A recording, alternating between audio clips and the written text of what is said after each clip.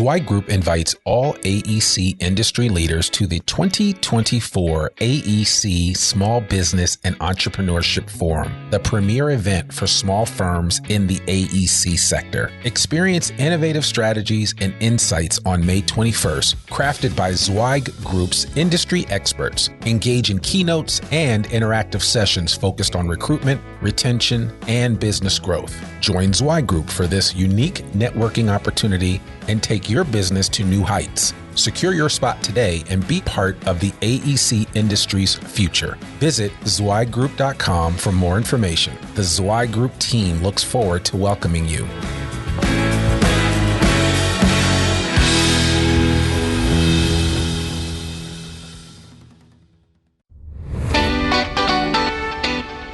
Welcome to the Zhetique Letter Podcast, putting architectural, engineering, planning, and environmental consulting advice and guidance in your ear. Zhetique Group's team of experts have spent more than 3 decades elevating the industry by helping AEP and environmental consulting firms thrive.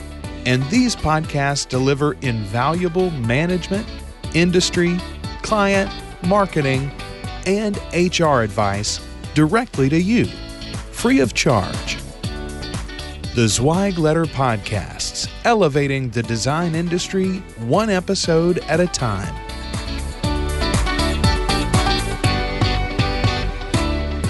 Hey folks, and welcome back to another episode of the Zhetique Letter Podcast. I'm your host, Randy Wilburn, and I'm excited to be with you today. We've got a great episode in store. We originally tried to do this a while back, but we ran into some technical difficulties. And I told my next guests, I said, we got to get you on as soon as possible. And so I first met Melvalean MacLemore and Zhetique Gunn at the Elevate AEC event in Las Vegas last September 2022. They did a presentation that just blew my mind. Well, it didn't blow my mind, really. Let's be honest. It was something I was fully aware of, but it blew the minds of a lot of people that were in that room. And they talked about the best and brightest, a thoughtful conversation on equity-centered approaches to recruitment and retention. And it all revolved around this idea that there are amazing people of color that are graduating and matriculating through historically Black colleges and universities around the United States that are not being recruited. And I've been saying this since the 90s. Nobody listened to me back in the day, but now finally we have had a wellspring of interest. The reality is that recruitment and retention is tough in the design space right now. So the bottom line is we need to be finding more people to fill all the roles that every design firm needs to fill. And so without further ado, I want to welcome Melvalean MacLemore and Zhetique Gunn to the podcast. And we have a special guest, Anzie Gilmore, who is the interim Associate Vice President for Facilities Engineering and Planning at Rice University, has joined us. She's not going to be able to stay for the whole conversation, but she's going to lend a little bit of flavor to this conversation and share some additional context for this program. And so without further ado, ladies, welcome to the Zhetique Letter Podcast. Thank you. Absolutely. So I kind of introduced you guys. I would love for you, Melvalean or Zhetique, if one of you want to kind of just start it off by talking about this talk that you guys did back in September and how that even came about in the first place. Sure, I can start. We were contacted by Shirley Kate of Zhetique Group. Sure. She had read about us in the Architects newspaper. It featured our HBCU Pre-DP program that we started back in 2020. And she just wanted to figure out a way for us to present. She was originally thinking Elevate Her, and it somehow got escalated to Elevate AEC. And we were invited to be a keynote, which it was a big honor to be invited. And we really were cautious about how we would contribute to it, knowing that it was predominantly engineering industry. And we know how these DEI conversations were being received in the architecture circle. So we just wanted to fully get the okay that group was open to this conversation. And we were told that's the perfect audience for this kind of conversation. So we were really excited that it was going to be well received. And we thought about how to frame the conversation around this kind of initial problem that we approached the PDP with. We had, or at least when I approached Andy, with the HBCU PDP program, one of the things I had gotten really tired of hearing was this best and brightest phrase. And it was kind of used as a cop-out to justify the lack of diversity in various practices. And usually when I approached various firm leaders about their lack of diversity, they would counter or at least kind of verbally pat themselves on the back by saying, oh, well, we only recruit the best and brightest, thinking that it implied some kind of exceptional recruitment process. But at the same time, it really inadvertently was insulting to diversity that wasn't represented, and also made me push back with, like, if this is the best that your best and brightest searches can produce, you might want to adjust those tactics. Yeah. So we got together, and I'm sure we'll give a little backstory about the HBCU PDP in a bit, but we got together. It was more like, how do we combat these kind of just default challenges or resistances to opening up to diversity in firms? Yeah. Zhetique, do you want to add anything to that at all? Yeah, no, Mel pretty summed it up pretty well. I think for me, being HBCU graduate, proud Prairie View A&M University graduate, I, knew firsthand some of the challenges that I even faced trying to gain entry into the profession. And my introduction was actually through ANSI hosting a career fair for NOMA's students. And so I knew, firsthand, I wouldn't have gotten any entry or any at least touch points or access had it not been for the program that she had created. And so I wanted to work with her and Mel to give back and see how we could open up the doors for the next generation. Absolutely. And I'm glad you teed it up the way that you did, because I certainly want, for our audience sake, so they can have a better understanding of the NOMA's National HBCU Professional Development Program. Andy, I'm glad that you're here, that you can kind of share some context for this program and really how it came about in the first place. So I was involved with the Houston chapter of NOMA starting in 2005. And when that chapter started, we started with an initial initiative around a career fair, because me and the gentleman I was working with, Virgil Gay, wanted to create opportunities for minority students to gain entry into the profession.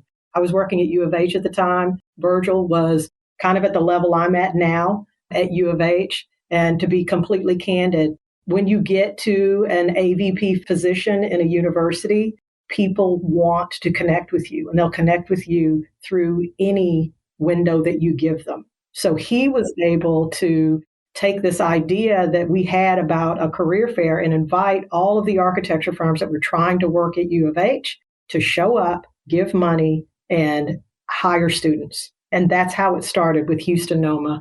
I believe our first career fair was in 2006. So we'd been running that career fair through Houston NOMA for years. Melvalean, I don't know how young you were in 2006, but I know Zhetique was probably in elementary school. But Melvalean knew that we were running this program, and she had this idea about, having a career fair for HBCU students. And she can tell you a little bit more about where that idea came from. But because there was a pandemic, it kind of opened the window for us to do a career fair virtually and connect with all 7 of the HBCUs in the country. So she had this great idea. She knew that I had done career fairs for many years, and we came together and said, okay, well, let's try it. And then we ran out of time, which turned into okay, we can't plan this career fair right now, but what we can do is some kind of speed networking thing where you don't have to do any planning. We can just send out an invite to all the HBCUs, get them into a Zoom, and let's just see what happens. So it was a speed networking thing where we threw students in a room. It came together really easily and quickly. Zhetique kind of jumped in and said, yeah, I'll help, because I'm going to be honest, if Zhetique hadn't came in and said, I'll help, it would have died on the vine. But we kind of brought this thing together. And as we did it, it turned into more than a career fair. It turned into a program. It turned into okay, well, we're going to do the speed networking now to prepare them for a career fair in January. And then why don't we do some seminars? And then we just started adding things to it. And what right now it has turned into a thing that we have an event every month where we start off with a seminar, then we do the speed networking, then we do 2 more seminars until the end of the year. This is, on an academic calendar, and then seminars all through the spring semester. And then we started collecting money and using, the platform that I have and the connections that I have through NOMA National to raise money to offer a grant now for these students to come through to support them with paying back student loans, paying for professional attire, paying relocation fees, just things that we know. I'm also a proud HBCU graduate of Prairie View A&M class of 1997. And I realized the things that I needed when I was graduating. So we offer this grant, not because you're the smartest or, best and brightest, but because we know what you might need. So that was kind of my contribution. But I got to tell you, Mel and Zhetique are like, running this thing down. And I'm just trying to sit back and be quiet and watch them do it, because it's wonderful. Yeah. I mean, I appreciate you sharing that context, because I think that's really important. And you know what they say about every generation, sits on the shoulders of the generation that came before, right? And I think that's important. So these 2 ladies are sitting on your shoulders, Angie, and they're able to kind of do what they're doing because you did what you did. And also just for clarification, in case anyone listening does not know what NOMA stands for, it's the National Organization of Minority Architects, just so that we're all on the same page here. Because I get it. I've dealt with firm owners and leaders throughout the country, and some of them are just not aware that these programs exist. I would have to articulate or share what NSBE was, right? The National Society of Black Engineers. And so it's important, I think, for any responsible firm leader to be fully aware and engaged with these organizations, because they are seeing some of the best talent that's coming out of all schools, but primarily coming out of historically Black colleges and universities. And just like you guys gave your shout out to Prairie View, I'm going to give my shout out to Howard, because we got an amazing engineering program and an amazing architecture program. And I had several when I was going through, and I won't mention my age, but I graduated Howard in 91. And I remember I had a bunch of friends that went through the architecture program, and it was a 5-year program. And I mean, some of my friends are doing some amazing work to this very day. And Howard has been known to print some amazing architects. And I've said that as often as I could to as many firm leaders as I could, as I recruited in this space, as I worked in this industry since the middle 90s. I've said, hey, come to Howard, because there are amazing design professionals there that you could bring up. But you bring up some very clear points about some of the hurdles that students in historically Black colleges and universities have to overcome. The student loan issues, professional attire. I've been on several Facebook pages with a lot of up and coming students that want to graduate and go on and work at some of these design firms. And they're always asking me for advice or help. And, some of the simplest ways that we can help them is to, provide them with the necessary funds just to put themselves on even par with everybody else, to be able to put the best foot forward when they go in for their interviews, when they go to their internships, so that they have those opportunities available to them. So, I mean, this is a much needed program. You mentioned something specifically about funding. How is this whole program funded? Is it funded by the HBCUs? Is it funded by some of the design firms that participate with you guys? And is there opportunities for others to fund or provide assistance moving forward? It is funded almost exclusively, I would say exclusively by the firms. Okay. I said almost because we're starting to get people interested that are not in traditional firms that are wanting to participate, like the U.S. Navy found us. So, Nike. Yeah, Nike. So we're starting to open up, but I'm going to be honest, we'll take anybody's money if we can give it back to the students. Yeah. No, I mean, and you bring up a good point about that. And even some of those non-traditional organizations, they hire architects, they hire engineers. Yep. I mean, these are big companies. And so I think it's important for people to understand that there are plenty of opportunities to support some of these young people. I remember when I first recognized, and you guys will appreciate this being architects, that there were only like 500 registered Black female architects, period. It's like, and there's a few of them that I'm talking to right now. I mean, there aren't that many of you. I remember when I was talking with a bunch of young folks that were preparing their exams to take their architectural exams so that they could get their license. And they were like, yeah, I think at the time when we were having this conversation, they were like, yeah, there's only 453. And one young lady was like, I hope to be 454 or something like that. So, that's kind of the reality of it. And you just assume that, oh, there's plenty of them, and there really aren't. And that's one of the reasons why a program like this is so important, is because it creates opportunities for those that haven't traditionally had these opportunities and helps them kind of build their platform for the future and put them into rooms that they wouldn't necessarily be in. Well, and I think it's also important to note that it's not just women that there's a dearth of. It's men too. I think there are only 3,000 total Black architects in the country. Yeah. I mean, it's so, obviously there are a few more men than there are women, but that number really, it's very alarming, if nothing else, and between that, and I know that recently there was a really good article in Apple News about the female president of NOMA, who was kind of relaying some of her experiences as she matriculated and grew up as an architect in this industry, and just some of the challenges. I think people don't realize the challenges that both men and women face, African-American men and women face, or people of color face in the design industry space. And it's important to understand the context through which so many people are finding success in spite of, the current situation and in spite of the way things are. And I think in her story, and we'll put a link to it in the show notes, but I mean, she relayed a story of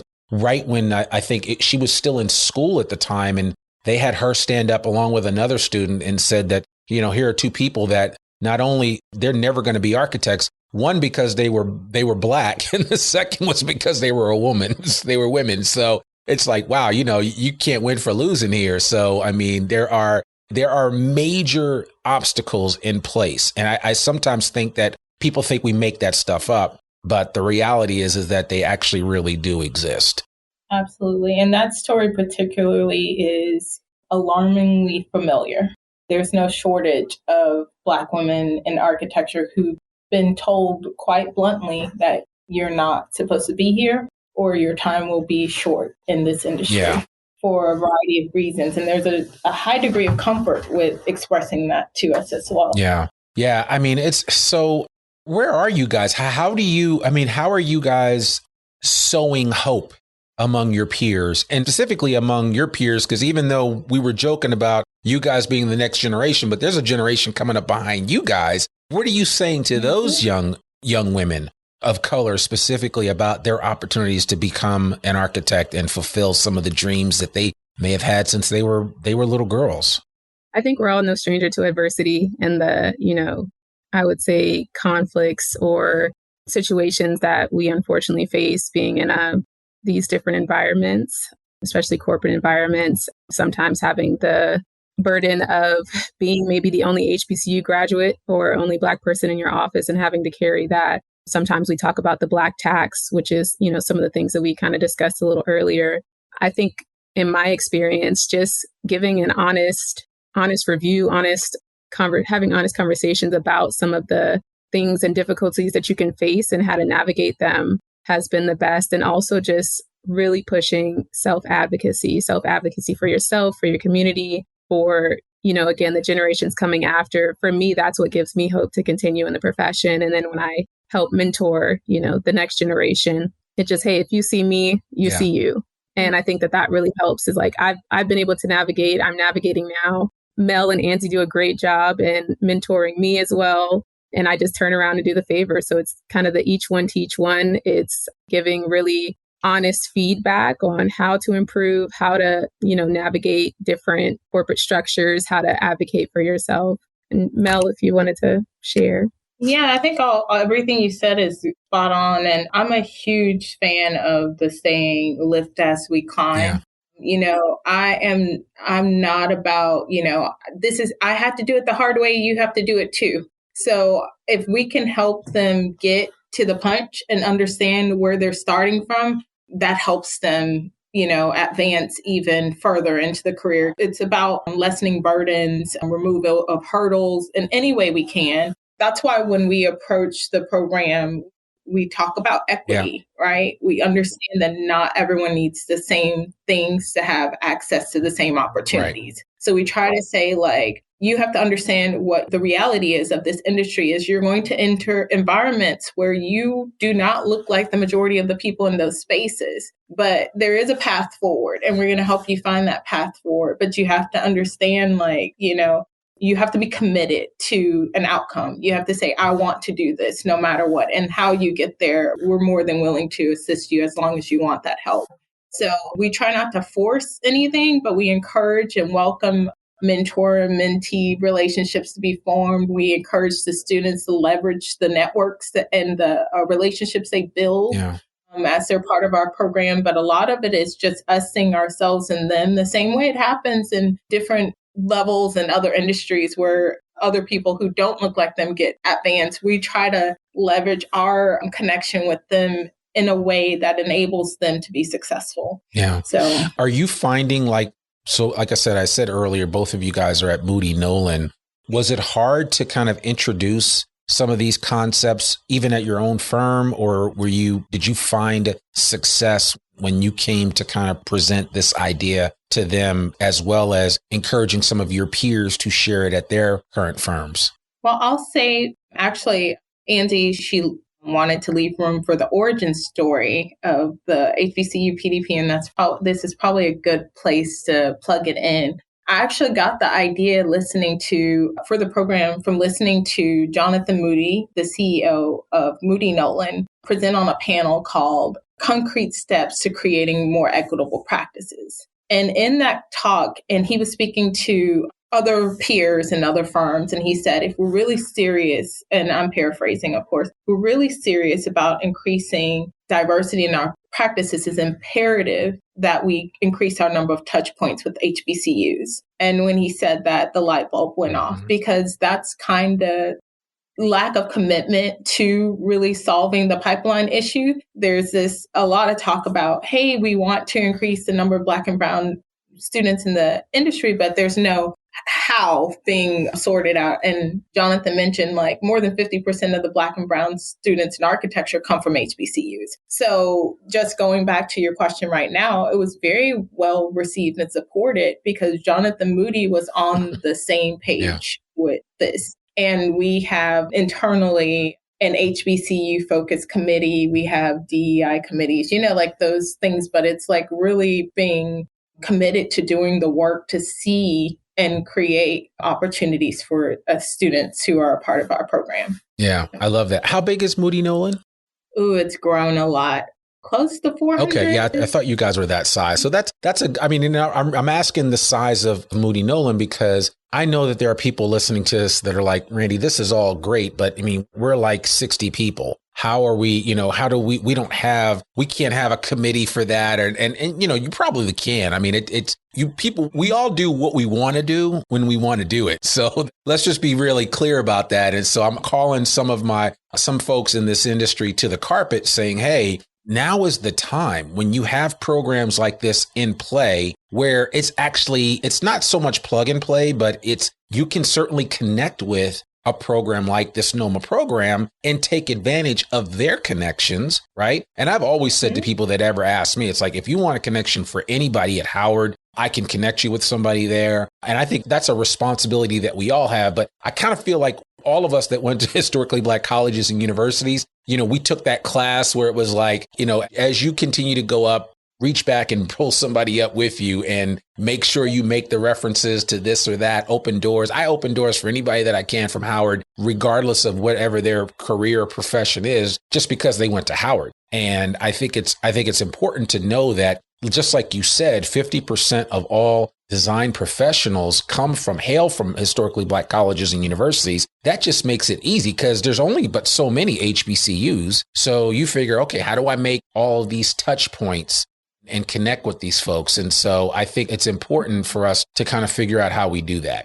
Mm-hmm. In our world, in the architecture industry, there's only 7 universities that we have accredited programs that we're focused on. So the pool is really tight. Yeah. It's not a big search. Another thing, when firms kind of think about getting into this work or trying to figure out how to move forward on this initiative, they try to reinvent the wheel. And what we decided or we advocate for is leveraging your tools, right? Like NOMA had existing relationships with these HBCUs. Yeah. So when the program first started, we had the chance to start either under the AIA umbrella or the NOMA umbrella. But because NOMA already had these existing relationships, it just naturally made sense to start it under the NOMA umbrella and then create an opportunity for the AIA to engage. And we did so by partnering with the AIA's large firm roundtable members. So the largest firms in the country have access to these students and the universities through this program. So there was no, where do I start? It's, we have a starting point for you. And it just makes it that much easier. Yeah, that is.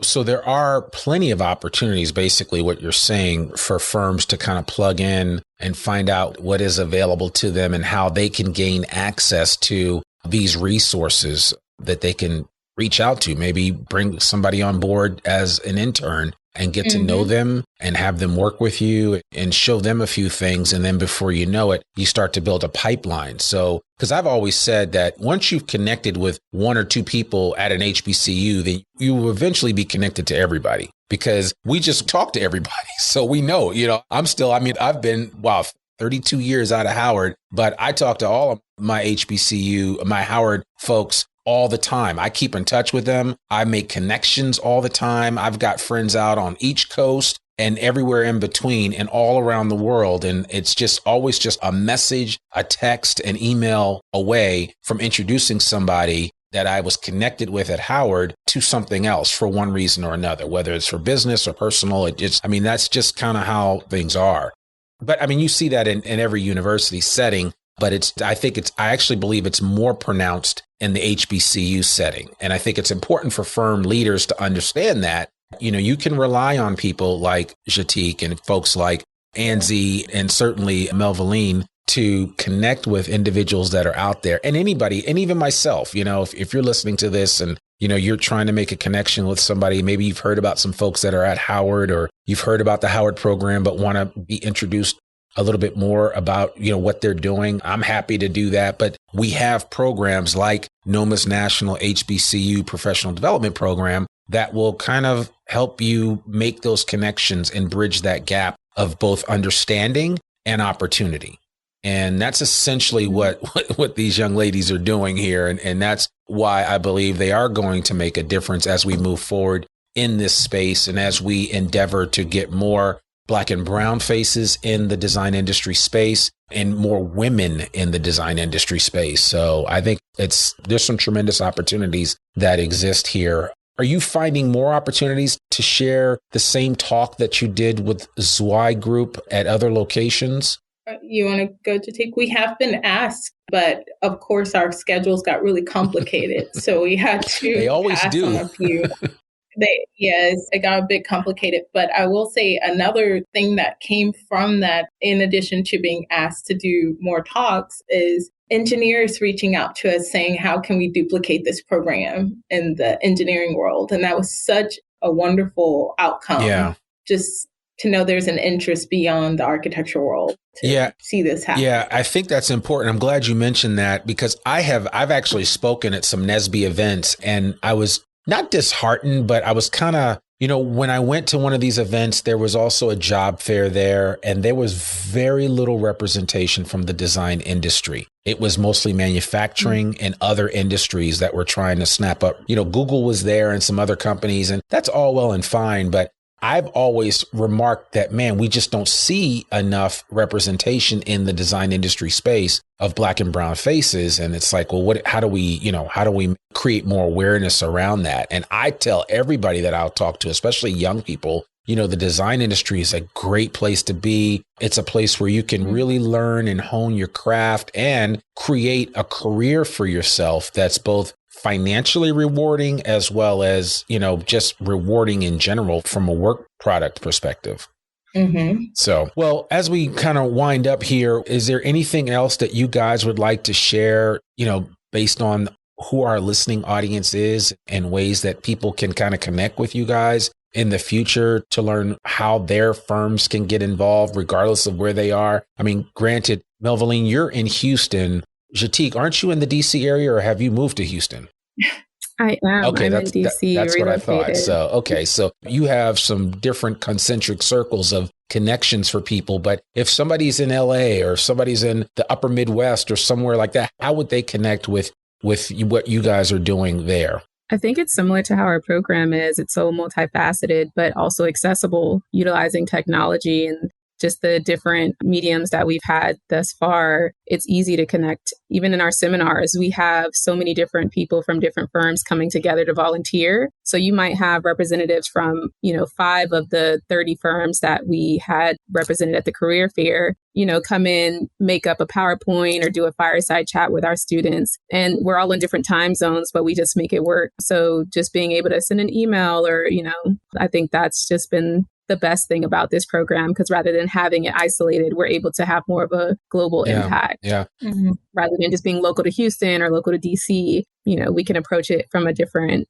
lens. And I think it's also important to look at that in terms of scale. One thing I always say as a takeaway is looking at these students in terms of cultural ads rather than a cultural fit. A lot of firms really, really look to have cultural fits. And, that thinking kind of to me is in line with the best and brightest, because you're looking for someone to replicate the things that you're already doing. But then we end up losing all of the amazing talents, gifts, mindsets, experiences that diversity brings to the table. And when we talk about going into different communities or communities of color specifically, not having that representation or someone who has shared those experiences of living in that community, it's a really big disservice to the built environment and the things that we end up trying to create in those spaces. So I think a lot of the times when you're looking to hire, recruit, utilizing our program, of course, is one of the main things we'll always advocate for. But internally, when those students come to your doors, ensure that you're not silencing their voice, silencing their experiences, but embracing them. And, sometimes that is difficult to come into a standard structure and it might be a little uncomfortable, but I have, learned in my experience that it's definitely worth it. When we embrace diversity, when we look at different perspectives, when we're open to having uncomfortable conversations, it just makes, the environment more fruitful. People are willing to invest their time and their commitments because they see that a company structure actually cares about them and that their voices are actually honored. So cultural ad versus cultural fit, try to have more cultural ads rather than just looking for someone to continue to replicate or design in the same way that your firms already have been doing.